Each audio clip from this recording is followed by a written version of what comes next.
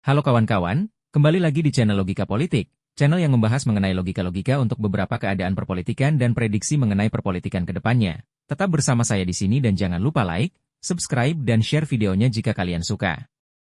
Kali ini saya akan berbicara mengenai omongan Ferry Amsari yang menganggap Pak Prabowo tidak paham dengan konstitusi saat usulkan pilkada. Tanpa lama-lama, kita tonton dulu videonya.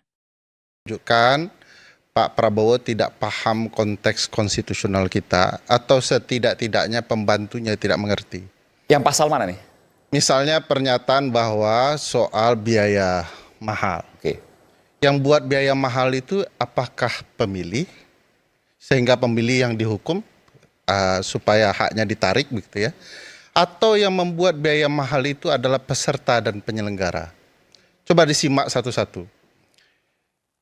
Peserta punya ambisi luar biasa untuk membeli seluruh perahu sehingga ada 37-an daerah yang calon tunggal. Apakah beli seluruh perahu itu murah? Itu mahal. Lalu kemudian karena mereka mengeluarkan ongkos mahar untuk bisa menjadi calon tunggal yang dihukum rakyat. Cabut hak pilihnya. Adil enggak itu? Kedua, teman-teman itu berpikir money politik itu harus dilakukan, kecuali Mbak Lulu ya, saya kenal beliau gitu ya. Mereka berpikir begini, kalau lawan menggunakan money politik, kenapa kita tidak gunakan? Sehingga segala cara dilakukan. Sekali lagi ada tabiat berpolitik yang bermasalah, yang menimbulkan biaya tinggi. Lalu yang dihukum rakyat dengan hak pilihnya. Padahal mereka punya bargaining politik ya, satu-satunya setiap 5 tahun sekali. Dan itu kemudian dicabut. Tidak adil bagi saya. Kedua, Pak Prabowo menganalisa dengan bermasalah. Satu, bukan karena referensinya Pak Bahlil ya. Karena Pak Bahlil itu kan lulusan UI tempat Bang EG. Belum lulus. di wisuda tapi sudah lulus begitu. Belum pasti. Belum pasti. PhD. Pasti hampir doktor. Menunggu rektor baru. Nah, PhD pasti hampir doktor. Oke. Nah, bukan karena itu, tapi kemudian logikanya itu tidak tepat dalam segi ilmiah. Kenapa tidak tepat? Beliau mengatakan sebelum ingin pindah ke DPRD bahwa harus dilakukan evaluasi terhadap pilkada kita yang berbiaya mahal dan lain-lain. Tapi kesimpulannya langsung dibuat. Kesimpulannya harus pindah ke DPRD. Padahal evaluasi belum dilakukan, belum maksimal. Secara ilmiah ini nggak benar. Ketiga, beliau mengutip negara-negara dengan konsep sistem pemerintahan yang bermasalah. Yang tidak masalah itu tidak sesuai dengan konsep kita. Beliau mengutip kalau tidak parlementer ya campuran. Malaysia misalnya, konsepnya memang parlementer. Otomatis dipilih satu parlemen, anggota parlemen, supaya langsung otomatis dipilih eksekutif. Makanya disebut sistem pemerintahan parlementer, karena pusatnya di parlementer. Sementara presidensial beda, dia memilih 2 kamar kekuasaan berbeda-beda agar timbul fungsi saling mengendalikan, checks and balances. Nah ini salah contoh. Singapura dan India juga salah contoh. Itu sistem campuran. Harus ada presiden sekaligus perdana menteri. Emang sistem kita mau ada presiden, ada perdana menteri. Siapa perdana menterinya menurut Mas Arya Bima? Kalau nggak Jokowi, yang lain lah gitu perdana menterinya kan. Itu pasti tidak diterima oleh Pak Prabowo sendiri gagasan itu. Jadi contohnya bermasalah. Nah itu satu. Nah mari kita lihat apa yang diperdebatkan malam ini dari gagasan pasal 18 ayat 4 Undang-Undang Dasar 1945. Harus dipahami betul maksud asli dari pasal 18 ayat 4 Undang-Undang Dasar atau original intentnya. Setelah menonton video di atas, ada beberapa pertanyaan yang akan saya jawab sendiri, hehe diantaranya. Dengan statement itu, apakah Ferry mengatakan bahwa dalam hal ini dia lebih paham dibanding Pak Prabowo? Apakah dengan statement itu Ferry sedang mengatakan bahwa kecerdasan dan pemahaman mengenai hal ini lebih rendah daripada pemikiran Ferry? Atau malah Ferry yang sebenarnya belum memahami secara menyeluruh sehingga seakan-akan dia yang paling paham mengenai hal ini?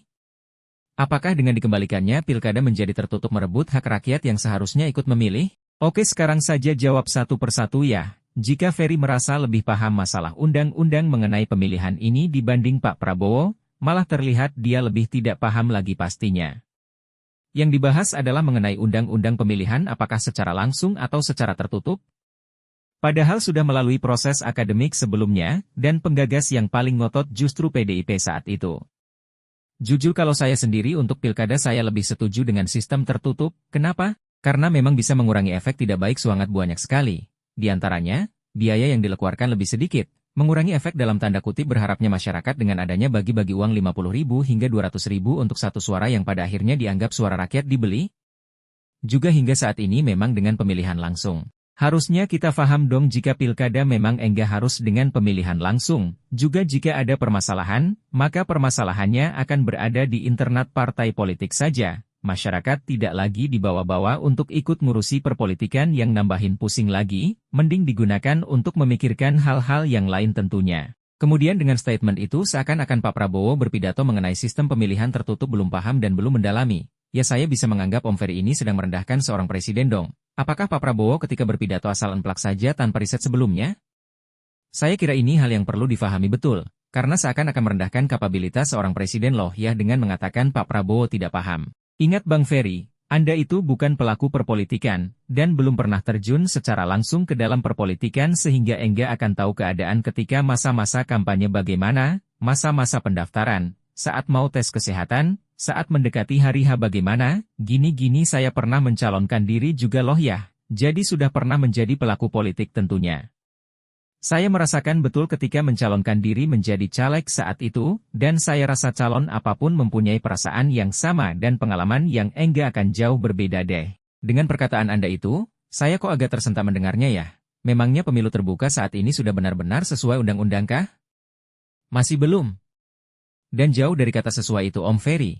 Terlalu banyak problem di dalamnya, dan terlalu ribet. Lalu apakah dengan diadakannya pilkada berarti merebut hak-hak rakyat untuk memilih? Sepertinya ini juga tidak dong, kan masih ada pilpres yang masyarakat tetap memilih secara langsung. Kalau bahasa saya malah mengurangi kewajiban masyarakat. Toh kalau di kota-kota kecil, tingkat kehadiran untuk ikut andil pemilihan bupati, wali kota atau gubernur lebih sedikit dibanding pilpres ya. Jadi tingkat ketertarikan masyarakat untuk memilih bupati, wali kota dan gubernur seakan kurang, sedangkan biaya yang dikeluarkan juga sudah sangat banyak. Euforia untuk pilkada juga gak seheboh euforia untuk pilpres yang sama-sama sudah menghabiskan anggaran besar untuk mengadakan pemilu itu. Dan seharusnya masyarakat senang karena kewajiban untuk mereka dikurangi, waktu yang sebelum-sebelumnya digunakan untuk pergi ke TPS bisa digunakan ke sawah, ke pekerjaan yang dijalani untuk mencari nafkah tentunya. Apalagi kalau pajak untuk barang yang berguna untuk masyarakat dikurangi, pasti akan lebih senang lagi. Di samping itu, ketika sistem terbuka terus dijalankan tidak menutup kemungkinan malah akan menjadi bisnis 5 tahunan yaitu membeli suara rakyat hanya untuk kepentingan para calon-calon penguasa saja. Begitu juga para partai akan menjadi lebih mendidik kader-kadernya lagi seperti zaman dulu. Partai benar-benar mewakili ideologi yang mereka usung, yang berideologi agama akan terlihat agamisnya, yang berideologi nasionalis akan terlihat nasionalismenya, sehingga partai akan kembali mendapatkan kepercayaan masyarakat. Lalu bagaimana efek negatifnya? Kan dari tadi kayaknya positifnya semua. Ya segala sesuatu ketika ada positif maka ada sisi negatifnya juga tentunya. Di antara efek negatifnya adalah 1. Kemungkinan akan kembali seperti era Orde Baru dulu. Partai penguasa akan memilih orang-orang yang kurang disukai masyarakat. Nah di sini pekerjaan partai benar-benar diuji, karena harus menentukan kadernya yang benar-benar mau mengurusi masyarakat dan bukan demi kepentingan untuk membesarkan partai dan kekuasaan dari partai itu saja tentunya. Kalau kepercayaan masyarakat meningkat, partai juga akan lebih mendapat kepercayaan tentunya dan dengan besarnya kepercayaan masyarakat, partai itu akan menjadi lebih besar pastinya. 2. Jika orang yang dipilih menjadi bupati, wali kota atau gubernur ternyata tidak amanah, maka imbasnya akan menghancurkan partai pengusung dengan sangat cepat. Ini negatif buat partai pengusungnya ya. Buat masyarakat gak ada ruginya karena semakin sedikit partai peserta pemilu akan membuat milihnya enggak bingung. Lalu bagaimana dengan pemilihan terbuka atau tertutup? Ya kalau saya sih lebih memilih pemilihan tertutup saja, karena efek negatifnya lebih sedikit dan efek positifnya lebih banyak. Bagaimana menurut kalian? Setujukah? Atau ada pendapat lainkah? Komen ya.